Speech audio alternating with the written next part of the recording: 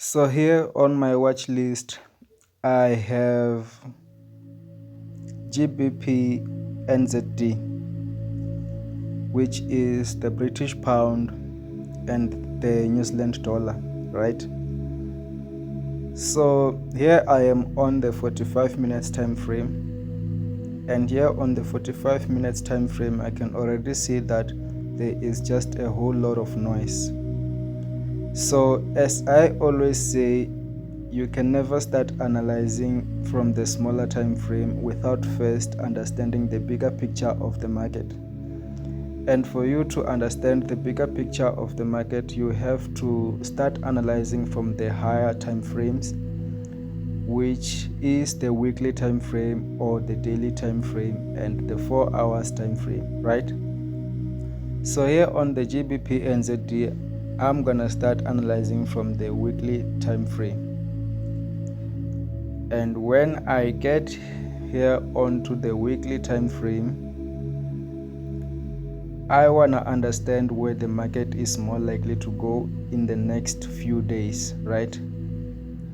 So, as I always say, if you see the market moving in this way without creating any structures, it means that this is an impulsive move, right? So after every strong move, the market will create something like this, right? So this simply means that the market is indicating that it's gonna continue moving to the downside, right? So as I always say, if I can just use the bars pattern, this is one of the tools that you must use.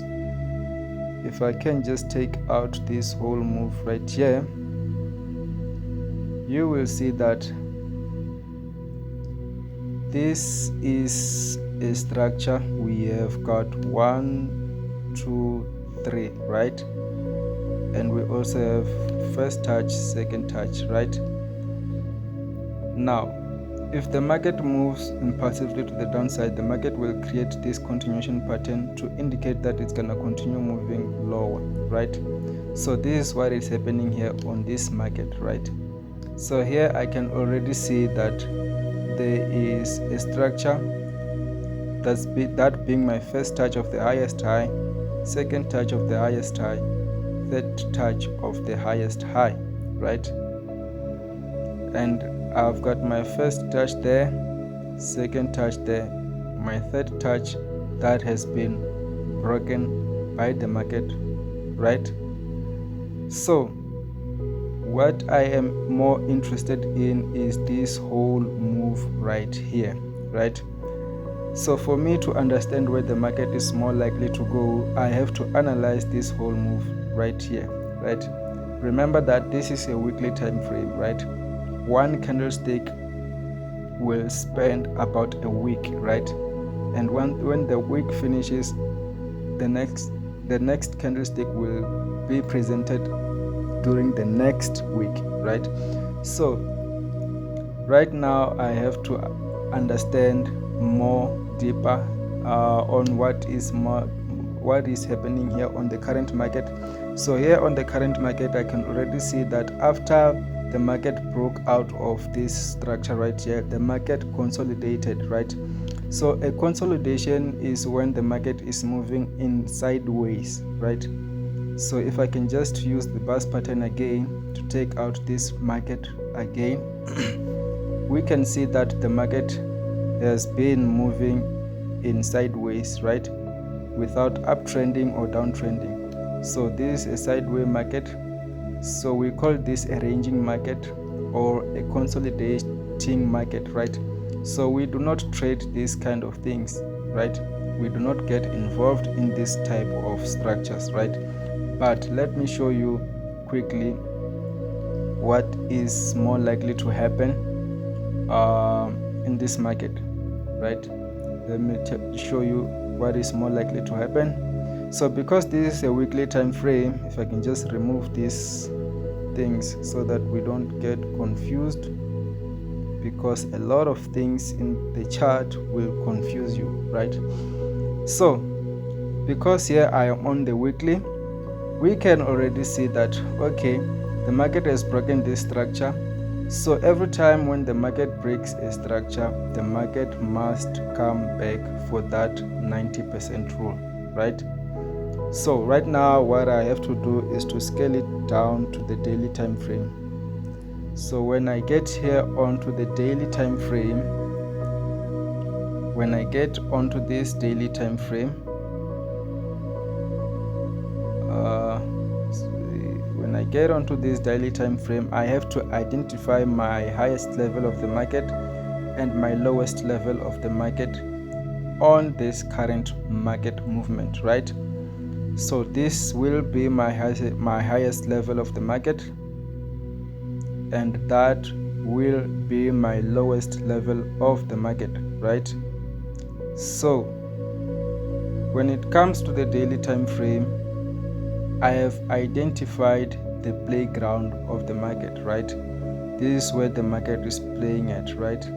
We moved from support to resistance, and from resistance we are moving back to support, right? And because we have this weekly structure, that doesn't mean that the market has to exactly reach this level right here. So our main point is right here on these levels. So I'm expecting the market to move from these levels to these levels, right? So but remember, this is a whole consolidation movement, right? So the market has been moving in sideways, right? The market has been moving in sideways. So this arranging structure, if I can just go onto the weekly so that you see this properly, you can see that this is a ranging structure, right? This is a ranging market. This is a ranging market after a breakout of the weekly structure, right? So this simply tells me that the market will continue to move to the downside until we reach these areas right here, which is the 90% of this structure, right? So if I can just go back onto the daily to try and find a structure that is on the current market movement, right?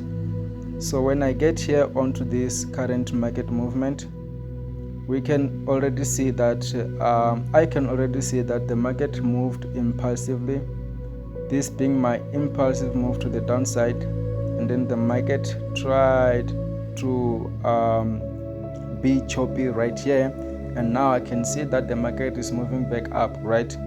But the reason the market is moving back up is because let me show you quickly how the market turned from here. So the market turned here because the market presented us with a reversal structure, right? So if I can just remove this whole thing so that you can see clearly what I am talking about. The market had created a reversal structure which is a head and shoulder, right? So a head and shoulders pattern in the market represents a reversal in the market, right? So the market had given us that thingy right there, right? So which means that what happened on the left side of this market should be repeated on the right side of the market, right? But we can see that the market is not yet done with this whole move, right? We can see that the market went back up, right? And the reason why the market went back up is because the market is presenting us with a continuation pattern, this being my first touch, this being my second touch, and that being my third touch, right? Also on the lower level, I have my first touch right there, my second touch right there, and I anticipate my third touch right there. So we can see clearly that the market should, if this is what the market is telling us, the market should turn from this point right here to continue pushing lower, and then maybe expect a retest to continue pushing lower, a retest being these areas right here. So this is what I am seeing on GBPNZD. I am seeing a sell, so I will be expecting to sell this market and move with it to the downside, because this is what I am seeing. I'm not looking for buys in this market, I am only looking for sells, right? So the market should push from these levels to these levels right here, right? But remember that we have the overall picture of the market, the overall picture of the market being the weekly time frame, right? So the market could potentially continue pushing from these levels to these levels, right? Simply because this is just a whole ranging market. Remember that we have a ranging structure right here. We have a ranging structure. Sorry about that. We have a ranging structure right here. I'm having network problems.